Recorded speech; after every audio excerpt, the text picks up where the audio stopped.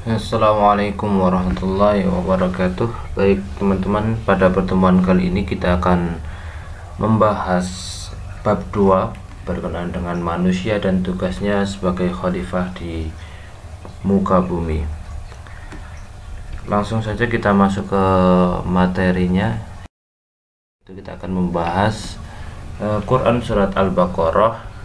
Surat Al-Baqarah merupakan surat kedua dari surat-surat yang ada di Al-Quran. Ayatnya itu adalah ayat 30 tentang tugas manusia sebagai khalifah di bumi. Allah Subhanahu wa ta'ala berfirman, A'udzu billahi minasyaitonir rajim. Wa idh qala rabbuka lil malaikati inni ja'ilun fil ardi khalifah qalu ataj'alu fiha man yufsidu fiha wa yasfiku ad-dima' wa nahnu nusabbihu bihamdika wa nuqaddisu lak qala inni a'lamu ma la ta'lamun. Dan ingatlah ketika Tuhanmu berfirman kepada para malaikat, sesungguhnya aku hendak menjadikan seorang khalifah di muka bumi.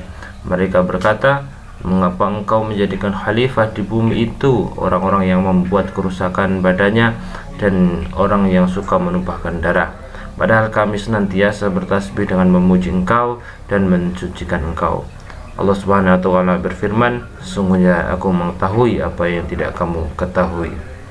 Quran surat Al-Baqarah ayat 30.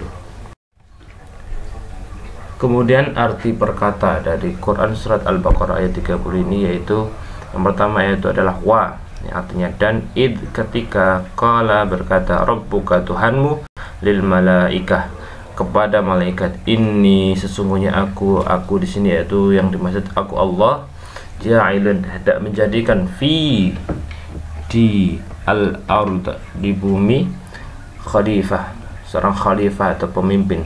Qalu mereka berkata, malaikat itu berkata ataj'alu apakah engkau akan menjadikan fiha di sana may yufsidu orang yang suka merusak, fiha di sana wa yasfiku dan menumpahkan ad-dima daerah, wa nahnu sedang kami nusabbihu senantiasa bertasbih bihamdika dengan memujimu, wa nuqaddisu lak dan kami mensucikanmu. Qala kemudian Allah Subhanahu wa ta'ala berfirman, inni sesungguhnya aku a'lamu mengetahui ma segala la ta'lamu segala sesuatu yang tidak kamu ketahui. Kemudian hukum bacaan petikan ayat dari Al-Quran surat Al-Baqarah ayat 30 ini yang pertama yaitu lil malaikah. Di situ ada hukum bacaan mad wajib muntasil. Karena apa? Karena ada huruf mad yaitu alif lam bertemu dengan huruf hamzah. Cara membacanya, apabila ada mad tabi'i bertemu dengan huruf hamzah dalam satu kata maka dibaca 6 harakat. Contohnya lil malaikah. Kemudian yang kedua adalah ja'ilun fi. Terdapat hukum bacaan ikhfa. Cara membacanya sudah kita jelaskan pada pertemuan yang sebelumnya, yaitu dengan cara bacaannya berdengung, samar-samar dan ditahan 2 harokat. Ja'ilun fi, ja'ilun fi. Kemudian yang ketiga yaitu ada hukum bacaan mad jaiz munfasil. Karena ada mad tabi'i waw sukun, alif waw sukun bertemu dengan huruf hamzah bukan dalam satu kata, maka cara membacanya itu dibaca panjang 2, 4 atau 6 harokat. Boleh 2, boleh 4, boleh 6 harakat. Contohnya qalu ataj'alu, itu 2. Kemudian yang keempat qalu ataj'alu, itu 4. Kemudian yang 6 qalu ataj'alu, itu merupakan hukum bacaan dari mad jaiz munfasil. Kemudian yang keempat yaitu hukum bacaan idgham bi gunnah, di mana di situ ada pertemuan antara nun sukun bertemu dengan huruf ya. Maka ketika ada nun sukun bertemu dengan huruf ya, maka itu harus dibaca gunnah atau dengung. Contohnya itu may yufsidu. Kemudian yang terakhir yaitu adalah hukum bacaan idhar syafawi, karena di situ terdapat mim sukun bertemu dengan huruf dal, maka itu dinamakan dengan idhar syafawi. Contohnya yaitu bihamdika. Cara membacanya itu sudah kita jelaskan pada pertemuan sebelumnya, bahwasanya idhar syafawi itu dibaca jelas, bihamdika. Kemudian kita akan memahami arti dan menyimpulkan kandungan dari Quran surat Al-Baqarah ayat 30.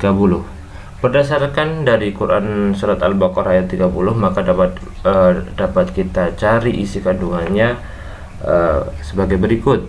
Yang pertama yaitu poin dari surat tersebut adalah rencana Allah Subhanahu wa taala untuk menciptakan khalifah di muka bumi yang akan diperankan oleh manusia. Jadi manusia itu diciptakan oleh Allah Subhanahu wa taala secara fitrah menjadi khalifah, pemimpin di muka bumi ini. Bagaimana tidak, semua kegiatan di dunia ini dikendalikan oleh yang namanya manusia. Seperti bahkan kita mampu mengendalikan binatang, tanah, laut dan lain sebagainya. Seperti kita mampu mengendalikan binatang. Binatang itu sebuas-buasnya binatang kita mampu mengendalikan, karena apa? Memang manusia itu diciptakan sebagai khalifah, pemimpin yang mengelola, yang menjaga, yang merawat bumi ini. Maka tidak heran jikalau manusia menguasai semua permukaan bumi ini. Karena apa? Karena manusia diciptakan sebagai khalifah, pemimpin yang mempunyai kewenangan yang lebih daripada makhluk-makhluk Allah yang lainnya. Kemudian yang kedua yaitu malaikat menyaksikan atau malaikat itu meragukan kemampuan manusia sebagai khalifah di bumi, tetapi Allah meyakinkan dengan mengaruniai akal kepada manusia sehingga dapat mengkonstruksi pengetahuan dan keterampilan. Jadi malaikat itu tidak yakin akan kepemimpinan manusia sebagai khalifah di bumi, karena pada waktu itu manusia itu senang menumpahkan darah dan berbuat kezaliman. Yang terakhir yaitu tugas manusia di bumi adalah melestarikan dan memanfaatkan segala isi bumi dengan tetap menjaga keseimbangan alamnya. Jadi semua yang ada di bumi ini diciptakan untuk manusia, untuk dimanfaatkan segala sesuatu yang ada dengan senantiasa tetap menjaga keseimbangan alamnya, sehingga alam akan seimbang dan antara manusia dan alam ada timbal baliknya. Seperti itu, saling menguntungkan. Kemudian hadis tentang kepemimpinan. Dalam hadis riwayat Bukhari, Nabi SAW bersabda, kullukum ra'i wa mas'ulun an ra'iyatin. Setiap kalian adalah pemimpin dan akan diminta bertanggungjawaban atas apa yang dipimpinnya. Jadi setiap kita itu adalah pemimpin bagi diri kita sendiri. Seperti perkata dari hadis tersebut yaitu kullukum, setiap kalian, ra'in, pemimpin, setiap kita itu adalah pemimpin, wa mas'ulun, dan akan diminta tanggung jawabnya an atas ra'iyatin, yang dipimpinnya. Seorang presiden akan diminta bertanggung jawabannya oleh rakyatnya. Seorang imam akan diberikan tanggung jawabnya kepada makmumnya, dan lain sebagainya. Bahkan hal yang terkecil yaitu diri kita sendiri adalah pemimpin, maka diri kita sendiri akan dimintai pertanggungjawaban oleh Allah Subhanahu wa taala atas diri kita sendiri. Maka menjadi seorang pemimpin haruslah senantiasa kita bijak dalam membuat peraturan atau kita melakukan sesuatu itu harus dengan pertimbangan yang matang. Ketika hukum Allah Subhanahu wa taala sudah mengiyakan, maka kita menghalalkan, maka kita lakukan. Jika Allah Subhanahu wa taala mengharamkan, maka kita menjauhinya. Allahu a'lam bishawab.